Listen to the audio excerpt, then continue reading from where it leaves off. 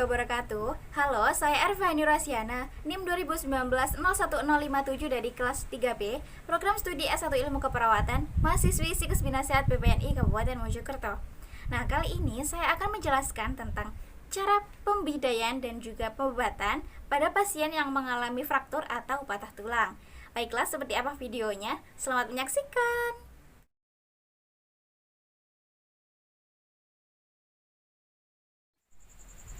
Baik, sebelum masuk ke pembidayaan dan juga pembebatan, di sini saya akan menjelaskan dan juga mempraktekkan tentang tutorial untuk membuat pembalut dasi atau keravat dari kain mitela.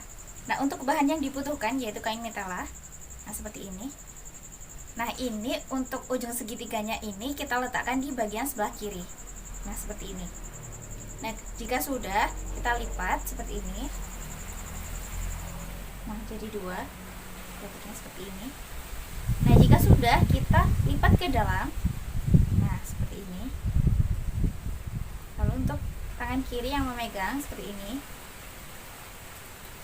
Nah, jika sudah, untuk tangan yang ini kita masukkan dalam sini, yang paling atas. Lalu untuk yang bagian dalamnya ini kita balik. Nah, seperti ini, kita rapikan juga. Nah, seperti ini. Nah, jika sudah, kita lipat lagi ke dalam. Nah, seperti ini. Lalu jika sudah, kita masukkan lagi ke bagian dalam seperti ini. Lalu kita balik lagi. Nah, seperti ini. Kita rapikan juga. Jika sudah, kita lipat lagi ke dalam.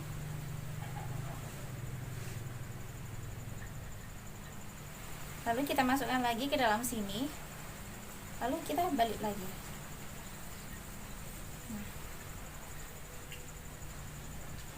Nah, sudah jadi. Nah, inilah tutorial untuk membuat pembalut dasi atau keravat dari kain mitela.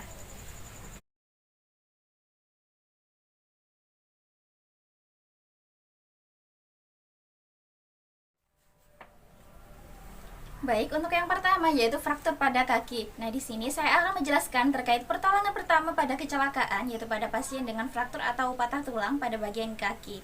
Nah, untuk persiapan alat yang dibutuhkan yang pertama yaitu ada spak. Nah, spak ini bisa terbuat dari papan ataupun kayu ataupun kardus yang keras. Nah, ukuran spak sendiri yaitu dari pergelangan kaki sampai dengan lutut. Nah, jadi ukuran spak ini harus melewati 2 sendi. Nah, kemudian untuk yang kedua, persiapan alatnya yaitu ada kain mitela. Kain mitela yaitu kain yang berbentuk segitiga. Nah, ini sudah disiapkan 3 buah. Nah, ini untuk kain mitelanya sudah dibentuk menjadi bentuk keravat. Nah, apabila di lokasi kejadian kita tidak menemukan kain mitela, maka kita bisa menggunakan gorden ataupun sarung ataupun selimut dan juga taplak dan sebagainya. Nah, jadi untuk prosedurnya yaitu yang pertama, nah kita pasang spaknya di samping kanan dan kiri pasien. Nah, jadi seperti ini. Nah, kita pasang dari pergelangan kaki seperti ini sampai dengan lutut. Nah, jadi untuk spaknya ini harus melewati 2 sendi. Nah, kemudian selanjutnya yaitu kita letakkan kain metalanya di sini di bawah. Nah, setelah kita letakkan kain metalanya di bawah, nah seperti ini. Kemudian selanjutnya yaitu kita simpulkan. Nah, jadi kita arahkan ke samping. Kemudian salah satu sisinya ini kita masukkan ke dalam lubang. Nah, seperti ini. Jadi kita tali ke samping. Nah, kemudian kita ikat erat. Ikat erat ke samping seperti ini. Nah, kita ikat erat namun tidak sampai disimpul mati.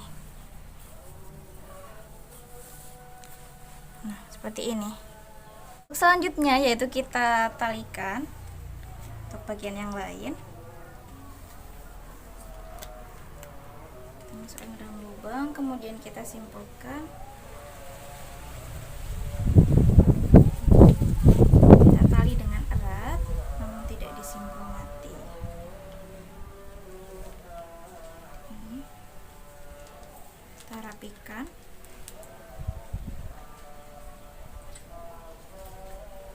Tarik lagi bagian satunya lagi. Untuk selanjutnya yaitu kita rapikan. Nah, saat menali seperti ini kita arahkan ke samping. Nah, ini bertujuan agar tidak mengganggu rasa nyaman dari si pasien. Nah, kemudian untuk yang terakhir, nah pastikan jari-jari kaki pasien ini tidak mengalami kebiruan. Nah, hal ini bertujuan untuk mengetahui apakah sirkulasi darah dari pasien ini lancar ataupun tidak. Jadi seperti itu.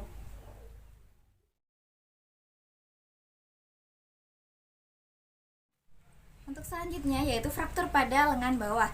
Nah, untuk menolong pasien dengan fraktur atau patah tulang pada lengan bagian bawah, maka persiapan alat yang dibutuhkan yaitu spak. Nah, ini spaknya ukurannya sesuai dengan tangan namun lebih kecil ya daripada tangan. Kemudian selanjutnya yaitu ada kain mitela. Nah, ini sudah dibentuk menjadi kravat sebesar 2 buah. Nah, untuk prosedurnya yaitu kita letakkan spaknya di samping kanan dan kiri pasien. Nah, di samping kanan kiri pasien seperti ini, jadi melewati 2 sendi. Selanjutnya yaitu kita letakkan mitelanya di bagian bawah. Nah, setelah kita letakkan mitelanya di bagian bawah, kemudian selanjutnya kita arahkan ke sini. Nah, ini untuk salah satu sisinya kita masukkan di dalam lubangnya. Nah, seperti ini, kita rapikan dulu. Lalu kita tarik dengan erat.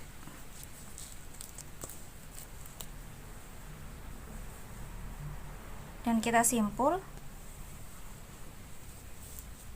Namun jangan simpul mati. Lalu kita rapikan. Untuk salah satu sisinya lagi, kita arahkan lagi ke sini.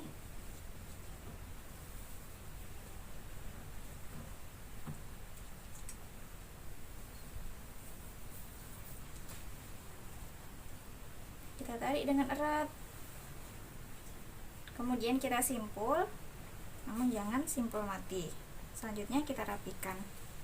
Nah, saat kita menali ini kita tali ke samping ya. Nah, hal ini bertujuan agar tidak mengganggu sirkulasi dari peredaran darah dari si pasien.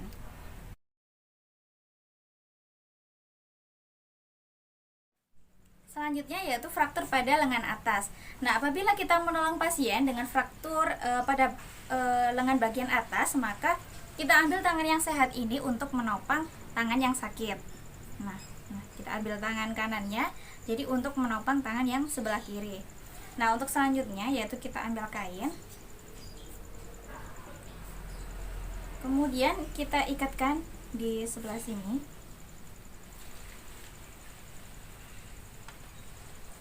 Nah, kita ikat dengan erat, kemudian kita talikan ke belakang dan kita simpul.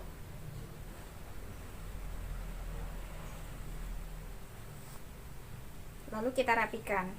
Nah, di tali seperti ini bertujuan agar tangannya ini yang sakit ini tidak banyak bergerak. Kemudian selanjutnya yaitu kita ambil kain mitela. Nah, apabila tangan yang sakitnya ini di sebelah kiri, maka ujungnya ini ada di sebelah kiri. Nah, seperti ini. Kemudian kita posisikan kainnya. Ini sih ya, Mbak.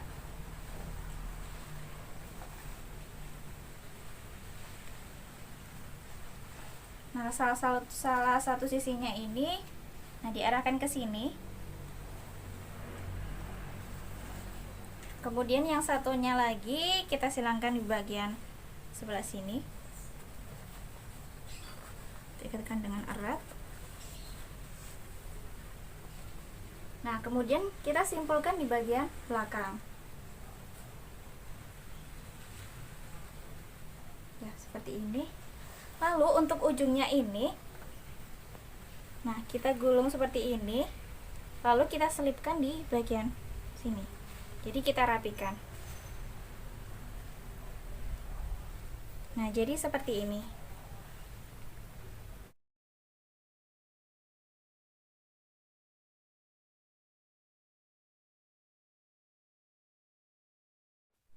Untuk yang pertama yaitu fascia nodosa. Nah, untuk persiapan alatnya kita siapkan satu buah mitela. Nah, ini sudah dibentuk berbentuk kravat. Nah, selanjutnya yaitu kita kalungkan pada dagu pasien dengan ukuran yang satu lebih panjang dan yang satu lagi lebih pendek. Kita rapikan dulu.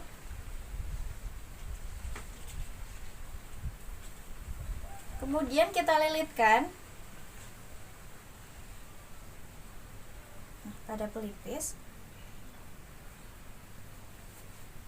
yaitu di atas telinga. Setelah itu melingkar.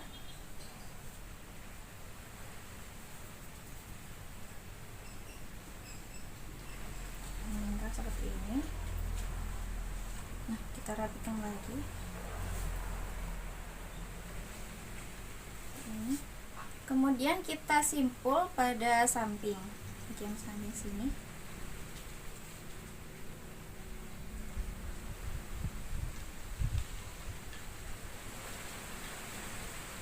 Simpul, lalu kita rapikan.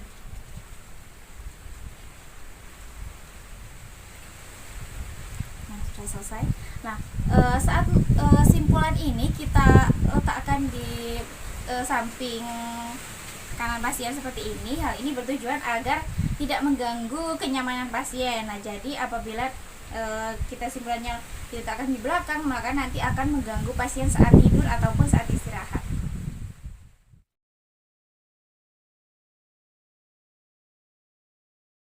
Untuk selanjutnya yaitu kita siapkan mitela, kemudian kita posisikan di atas kepala pasien seperti ini. Nah, apabila pasiennya sadar, kita suruh untuk memegangi bagian ujungnya. Silakan dipegang, Pak. Ini. Kemudian pada bagian belakang ini kita buat lipatan ke dalam.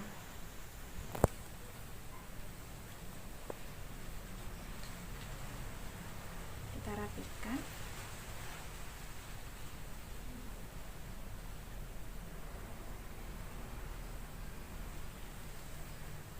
Lalu kita silangkan ke depan sini.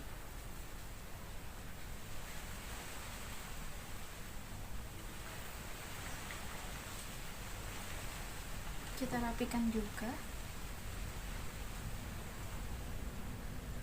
Lalu kita simpulkan di bagian belakang.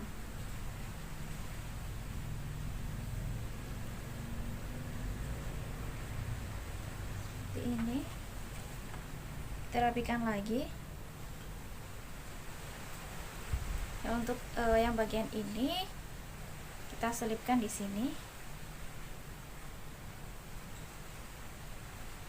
Jadi kita rapikan seperti ini.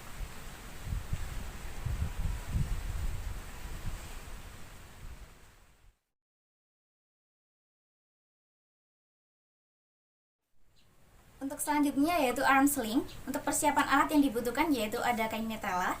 Nah, ini apabila tangan pasien yang sakit ada di sebelah kiri, maka ujung mitela ini berada di sebelah kiri. Nah, kita letakkan mitelanya seperti ini. Kemudian tangan pasiennya ini berada di depan seperti ini. Seperti ini. Kemudian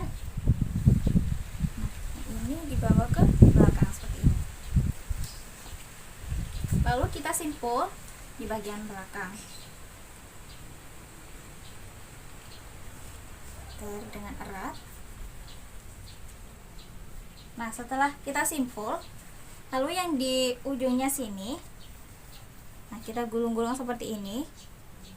Kemudian kita selipkan pada bagian dalamnya agar terlihat rapi. Kemudian yang sebelah sini, nah ini jadinya kita keluarkan seperti ini. Nah, hal ini bertujuan agar tidak mengganggu sirkulasi darah seperti ini. Untuk selanjutnya yaitu bebat klavikula. Nah, untuk alat yang dibutuhkan yaitu mitela. Nah, seperti ini. Selanjutnya kita kalungkan pada pasien.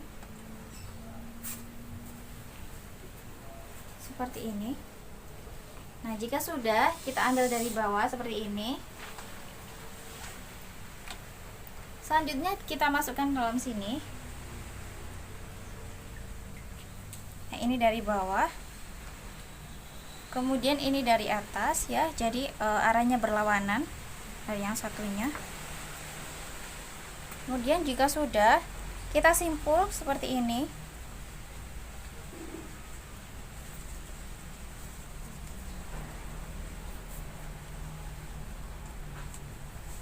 Nah, seperti ini, lalu kita rapikan. Jadi seperti ini.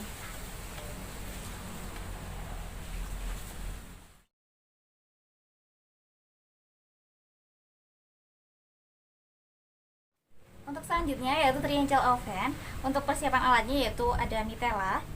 Nah, lalu kita letakkan seperti ini. Kemudian ini ujungnya ini kita tarik ke belakang seperti ini. Lalu kita silangkan ke belakang. Ini ke arah sini.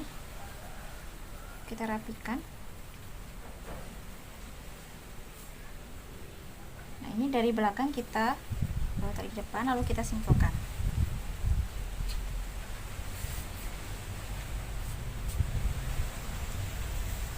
Nah, usahakan saat kita melakukan ini agar telapak tangannya ini masih berada di tempat, jadi tidak bergerak kemana-mana. Nah, untuk selanjutnya yaitu bebat terkilir. Nah, tindakan ini jika papula terjadi pada daerah kaki, nah biasanya ini saat pasien kesleo ataupun saat berolahraga. Nah, tindakan yang dilakukan untuk yang pertama, nah kita posisikan telapak kaki pasien ini lurus. Nah, seperti ini. Kemudian, nah ini setelah kita siapkan mitela tadi yang sudah dibentuk kravat. Kemudian kita posisikan seperti ini. Lalu kita silangkan di bagian bawah seperti ini.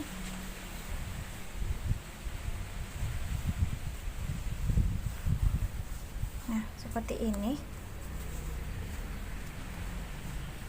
Kita rapikan dulu. Lalu ini kita masukkan ke celahnya.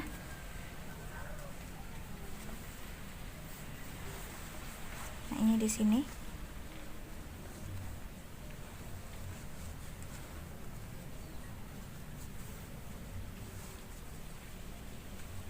Nah, untuk mengeratkan ini kita kencangkan, lalu kita simpulkan. Nah, seperti ini.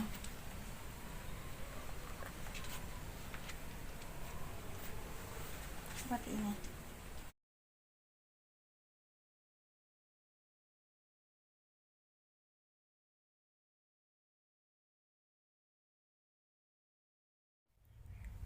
Nah, di sini saya akan menjelaskan putaran dasar dalam pembebatan. Untuk yang pertama yaitu putaran spiral. Nah, untuk persiapan alat yang dibutuhkan yaitu elastis bandage. Nah, putaran spiral ini digunakan untuk membebat bagian tubuh yang mempunyai lingkaran yang sama, seperti lengan atas ataupun kaki. Nah, putaran spiral ini dibuat dengan sudut kecil 30 derajat dan menutupi lebar 2/3 elastis bandage dari putaran yang sebelumnya. Jadi prosedurnya seperti ini.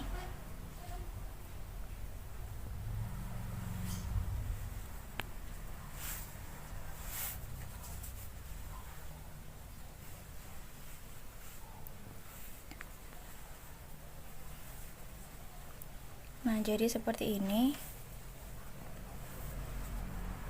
Setiap putaran harus menutupi 2/3 dari lebar bandage.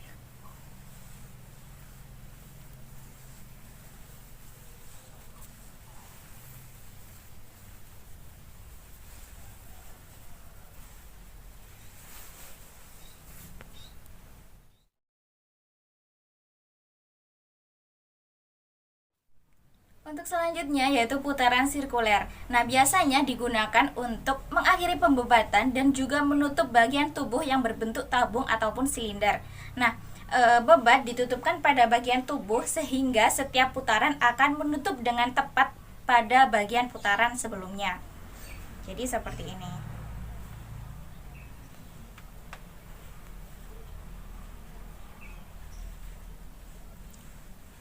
Ditutupkan pada bagian tubuh sehingga setiap putaran akan menutup tepat pada bagian putaran sebelumnya. Jadi seperti ini.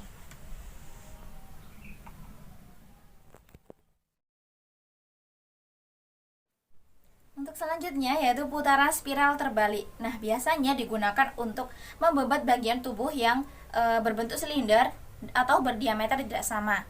Nah, jadi bebat diarahkan ke atas dengan sudut 30 derajat, kemudian ibu jari diletakkan dari tangan yang bebas dari sudut bagian atas dari bebat. Kemudian bebat diputarkan membalik sepanjang 14 cm atau 6 inci dan tangan yang membebat diposisikan pronasi sehingga bebat menekuk di atas bebat tersebut dan dilanjutkan putaran seperti sebelumnya. Nah, jadi kita buat putaran sirkular terlebih dahulu.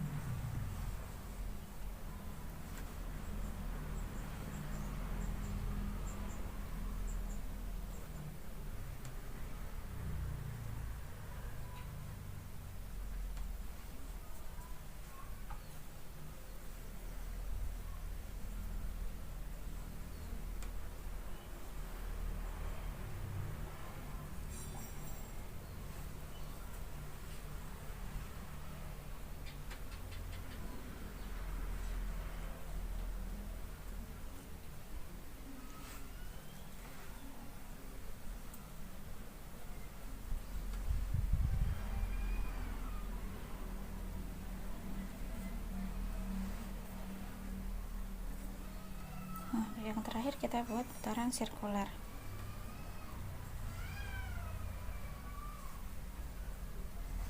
Nah, seperti ini.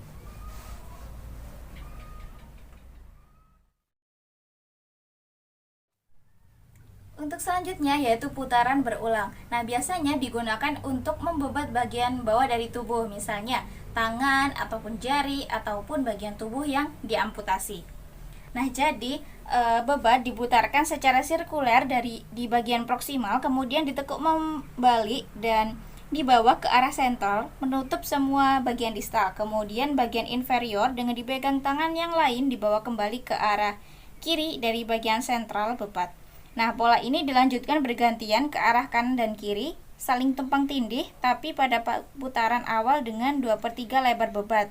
Nah, bebat kemudian diakhiri dengan 2 putaran sirkular yang bersatu di sudut lekukan dari bebat. Nah, jadi seperti ini.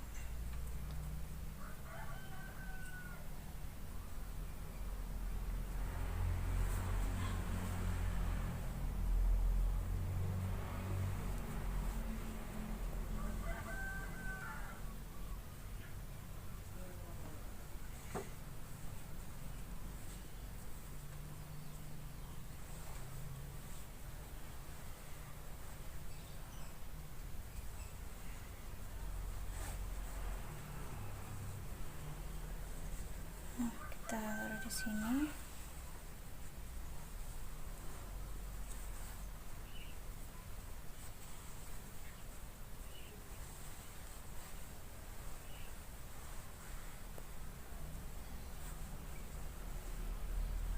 Untuk bagian yang sebelah sini nanti bisa kita plester atau kita kaitkan dengan pengait.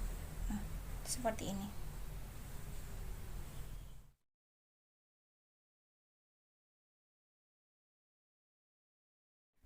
Untuk selanjutnya yaitu putaran angka 8.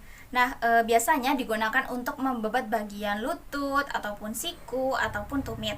Nah, jadi diawali dengan membuat 2 putaran sirkuler sehingga menutupi bagian sentral sendi, kemudian bebat dibawa menuju ke atas dari persendian, kemudian membuat putaran seperti angka 8. Nah, setiap putaran ini dilakukan ke atas dan ke bawah sehingga putaran ini menutupi 2/3 lebar bandage sebelumnya. Lalu diakhiri dengan membuat 2 putaran sirkuler di atas persendian. Nah, jadi seperti ini.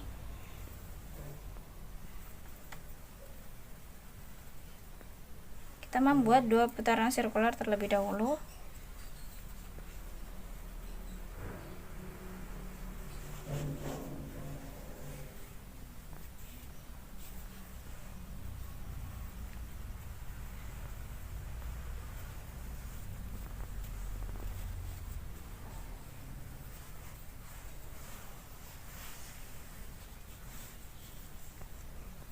kemudian diakhiri dengan 2 putaran sirkular seperti ini.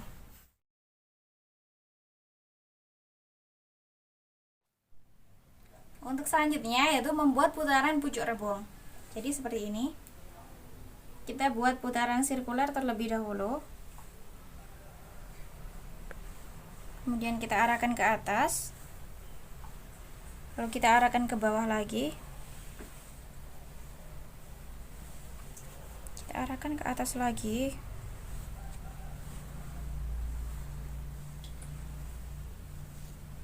Kita arahkan ke bawah lagi.